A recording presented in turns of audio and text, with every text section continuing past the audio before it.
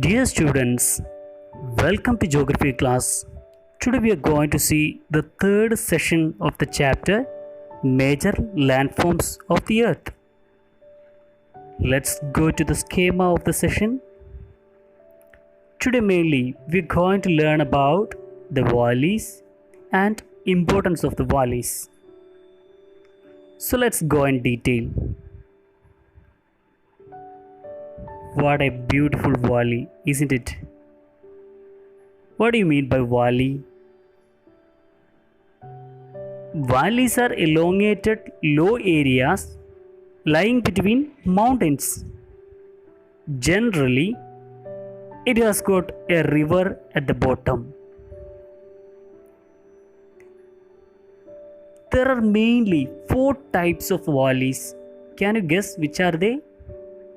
They are V-shaped valleys, gorges, U-shaped valleys, and finally rift valleys. Let's see them in detail. First, we are going to deal with V-shaped valleys. Can you guess what it is? Why the word V came over here? Let's see.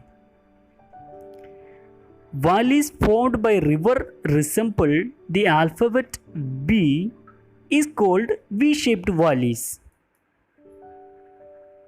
I'll give you an example. Can you see a V over here? Look at here. Yes. So these are the most common types of valleys.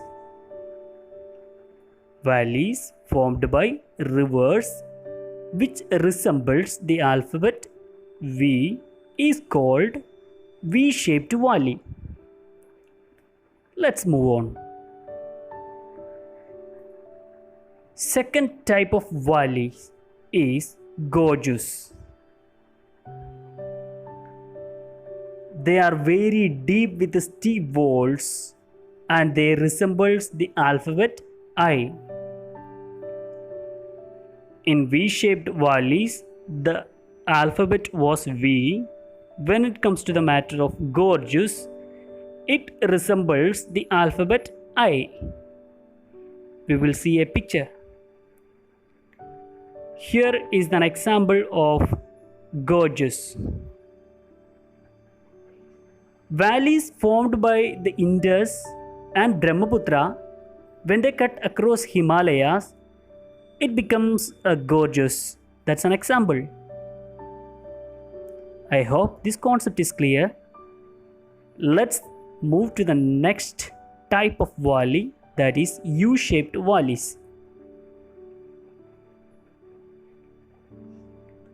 Valleys carved out by glaciers are called U-shaped valleys. I will give you a picture which is well explanatory. Can you make out a U, alphabet U here? Yes, here. This is called U-shaped valleys. Mostly they are found in snow-capped mountain ranges. So we have learned three types of valleys already: V-shaped, gorgeous, and U-shaped. Finally, we are going to deal with rift valleys. During the process called faulting, the earth crust breaks down into several blocks. We have already seen when we learned about block mountains. So these blocks either get uplifted or subside along the plane of fault. As we have learned earlier, the uplifted blocks are called block mountains and the subsided blocks are called rift valleys. We have a picture over here. This is a good example for a rift valley. What is their speciality? They are deep with steep vertical walls. Can you see over here? They are deep with steep vertical walls. So we will see some of the examples of rift valleys. The African Rift Valley, we have already learned that that is the biggest of its kind, with Nile River flowing through it. Shall we see a picture of it? Here is a part of African Rift Valley. And in Europe, the Rhine River Valley is an example of a rift valley enclosed by two block mountains, the Vosges and the Black Forest. Here is the picture. What about India? Yes, we also have a rift valley. In India, Vindhya and Satpura are two block mountains with the Narmada River Valley lying in between. Shall we see a picture of it? Yes. So I hope the concept of Rift Valley is clear. Now, what are the importance of valleys? That's very important to learn. The key words are made into bold letters.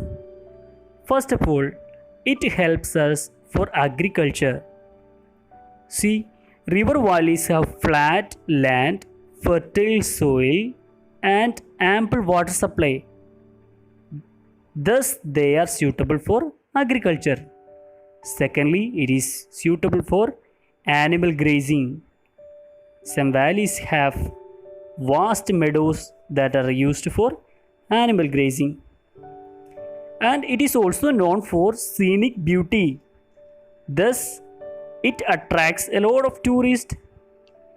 Finally, rift valleys, which has got waterfalls in them, they can be harnessed or used for hydroelectricity. So we can produce electricity from rift valleys, especially the waterfalls in the rift valleys. These are the importance of valleys. We will see in the next class soon. So thank you.